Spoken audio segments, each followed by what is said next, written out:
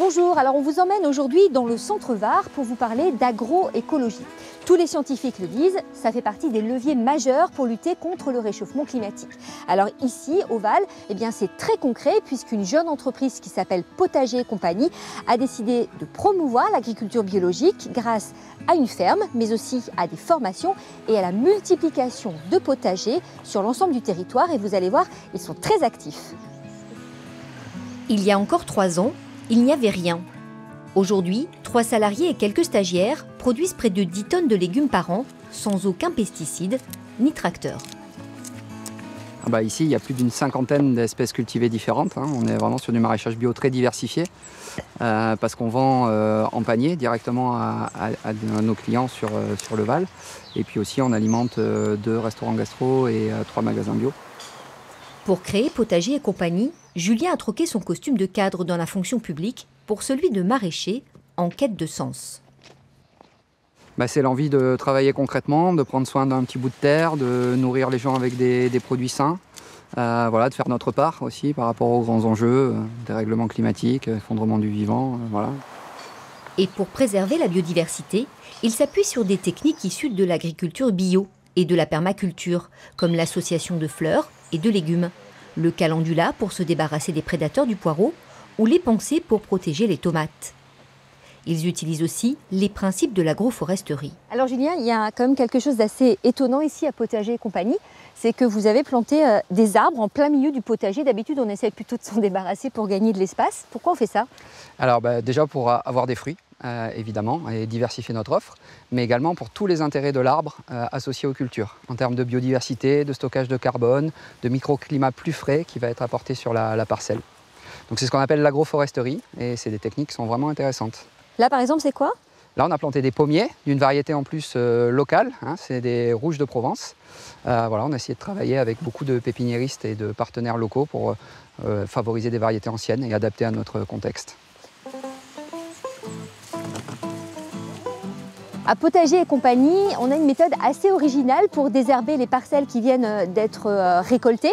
On demande en fait à une 40aine de poulettes de venir piétiner le sol de façon à écraser les mauvaises herbes.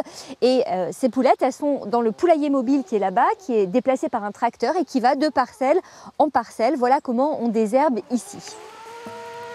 Les animaux sont les alliés du potager. En échange d'un nichoir ou d'une mare, les mésanges, les chauves-souris et les grenouilles le débarrassent des insectes ravageurs.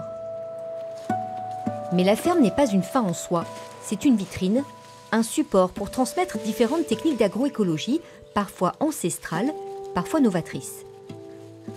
Alors ce que je cherche exactement, c'est de la litière de forêt, donc c'est-à-dire cette couche de feuilles qui va être colonisée par les champignons et au-delà des champignons par toutes les populations microbiennes qu'on peut trouver dans un sol de forêt.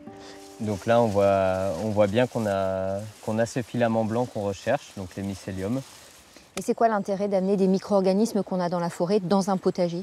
Alors l'idée d'apporter des micro-organismes, c'est en fait de retrouver tout un tas de processus biologiques qui sont à l'œuvre au potager pour permettre aux plantes d'être en meilleure santé et à nos légumes d'être plus beaux, plus gros.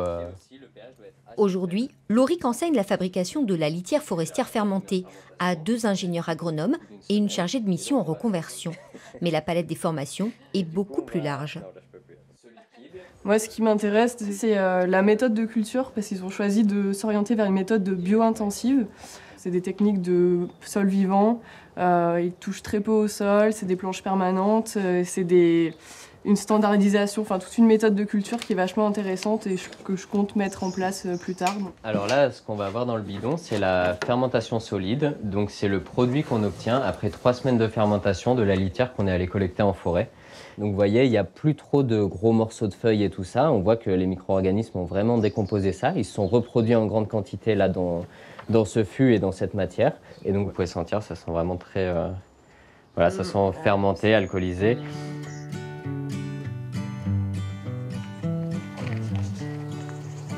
Alors le but ultime de Potager et Compagnie, c'est pas de produire des légumes, mais c'est surtout de faire plein de des petits potagers un peu partout sur le territoire, dans les communes, mais aussi dans les entreprises, comme ici à Cuers. Il y a 2 ans, Merlin a conçu un potager bio sur mesure pour l'entreprise Soleil du Sud. Il a aussi participé au recrutement de Renaud, le jardinier. On accompagne le maraîcher en place, donc il est venu un peu se former chez nous. Et après, on l'accompagne durant toute sa première saison à faire son calendrier de culture, commander ses plants, etc. Renaud est salarié, ce qui pérennise son métier, mais surtout la production de légumes bio, même en cas de coup dur. Un modèle économique que Potager et compagnie défend pour préserver les petites structures locales, et c'est justement ce qui a séduit le directeur. Il en reste quelques-unes là, des blancs. Ouais. Sa petite entreprise installe des panneaux solaires dans la région. Alors, pour une entreprise quand même, là vous avez des bacs, des légumes, ça a un coût, tout ça, il y a un salarié. Oui. Comment on rentabilise ça? On ne rentabilise pas, c'est pas l'idée. L'idée, c'est pas un modèle économique. Moi, mon concept, il n'est pas sur un modèle économique. Il est pour apporter plus de bien-être à mes collaborateurs, être dans l'innovation et pas essayer de rentabiliser immédiatement. Toutes les semaines, Joël Heureuse propose à ses salariés des paniers bio à moitié prix, une sorte d'AMAP interne. Et 1 ou 2 fois par an, ils sont invités à jardiner ensemble pour mieux se connaître.